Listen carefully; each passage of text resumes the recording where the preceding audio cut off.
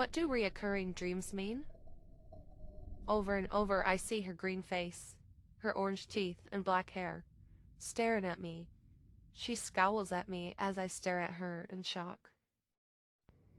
I know I meant to be scared of her, but I'm more curious as to why she is in my bedroom in the middle of the night.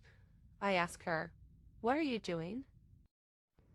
In a raspy, old, tired voice, she repeated me, saying, "What are you doing?" And then she turned around, and she disappeared into a shadow. I turned on my light, but she wasn't there. She had vanished. Since I was awake, I went to sit and look out my window. It was 3 a.m. I couldn't see the moon, but there was some stars. It was still very dark, except for a greenish glow coming from the circle of trees just past the farm. There was no house back there. I sat and watched the glow, mesmerized by the flashes coming from the woods. In the morning, my neighbor came to ask me to play.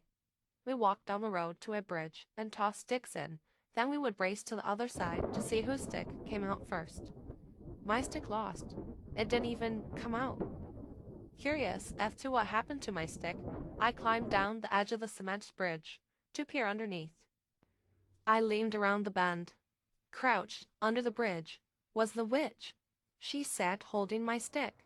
"What are you doing?" I could only stare at her.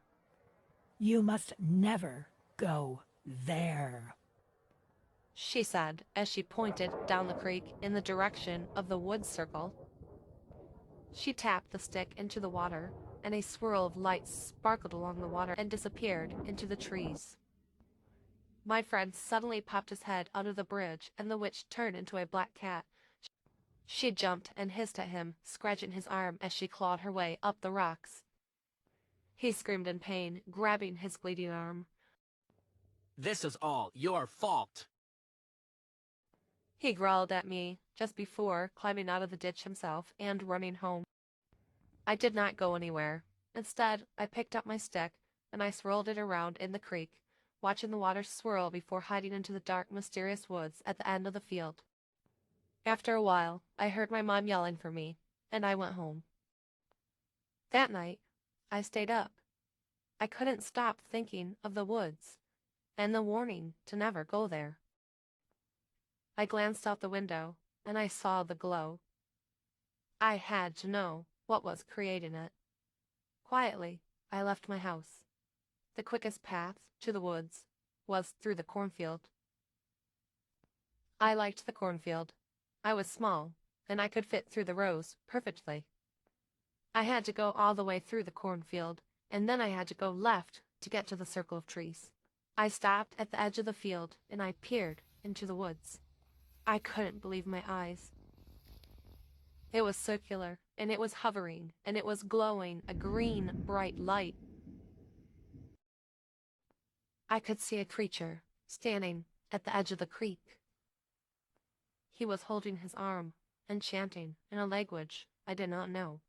His eyes glowed green, and his body was covered in scales, but he stood like a man. He bent down and he picked up a small rodent.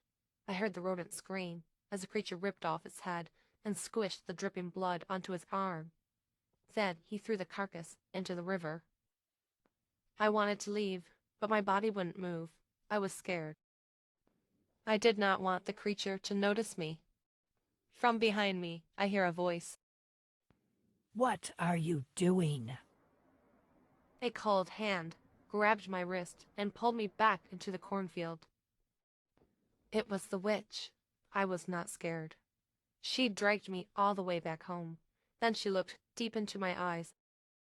"You must never go into the woods again. Promise me this." Now I was scared. I was trembling. I muttered out, I promise. Swiftly, she left me. The next day, I seen my neighbor over at the bridge. I asked how his arm was doing. I looked at his arm, and there was no mark on it at all. "Wow," I said, "it's already healed." "Yeah, no thanks to you."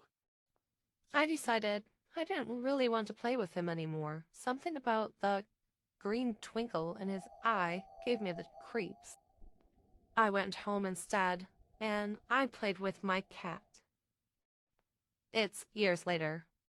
I don't live in that house anymore. I've never gone back to the circle of trees, but many times I've visited the ditch. He likes kids. He likes. This time we brought the EMF detector. That's a haunted ditch for sure.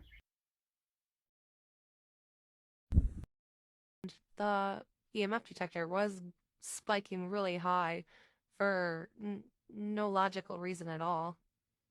Hope. Since you don't like people. Since you don't like people.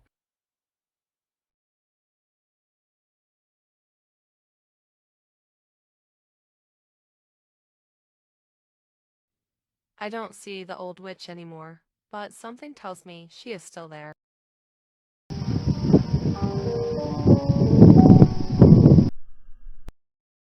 Hope. You know, just a really creepy feeling, like you better not look into someone's gonna gnaw your face off.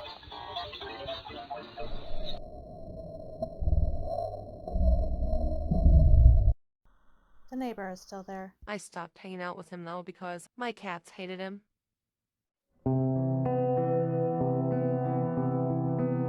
Maybe all of it was just a dream.